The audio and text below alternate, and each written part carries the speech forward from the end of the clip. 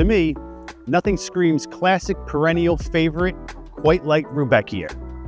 There are many different species of Rudbeckia, and in general, it's known as black-eyed Susan.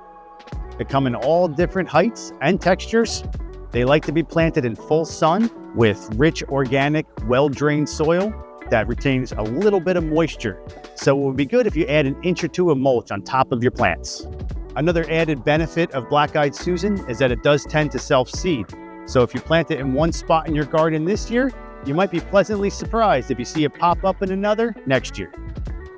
If you're looking to plant Rudbeckia, we've got tons of selections, so I'm sure we have the right one for your garden. In front of me is brown-eyed Susan, or Rudbeckia triloba. This is one of our locally native black-eyed Susan species. This one grows about 4 to 5 feet tall and gets about 3 to 4 feet wide. This one also is a little bit more drought tolerant, so it can range in moist soils to dry soils, and it can even handle clay. Another one of the Rudbeckias here at Bountiful Gardens is Rudbeckia fulgida, or orange coneflower. This one is native throughout northern United States and is also native to New Jersey. It's also highly drought tolerant.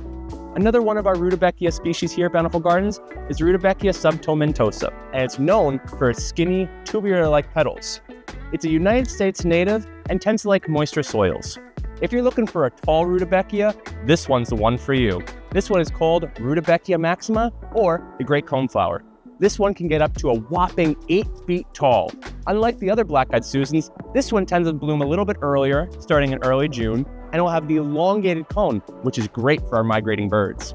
Another one of our Rudbeckias here at Bountiful Gardens is Rudbeckia laciniata, or the Cutleaf Coneflower. This one is easily one of my favorites because of these beautiful blooms, how many pollinators it attracts, and all the bird species it hosts. This one can get up to a whopping 10 feet tall. It can grow in full sun, or it can grow in shade. It can grow in average domestic soils, all the way to wet soils along stream banks and swamps. This one is native throughout all of New Jersey and native in the United States west until the Rocky Mountains. Not only is Rudbeckia a great native perennial to add to the garden, it has a long history of being used medicinally as well. The root was commonly steeped in teas and used to treat infections and other internal ailments, and it was ground up and used to treat snake bites too. Rudbeckia are a late summer blooming plant, and they are great as a cut flower. Also, as a fun fact, they're one of the first plants to start growing back after a wildfire. With so many sizes and textures to choose from, there's sure to be a Rudbeckia that's perfect for your garden. If you like our content, make sure you like this video, leave us a comment down below, and subscribe to our channel so you don't miss any of these amazing videos that we're making for you. Thanks again. We'll see you next time.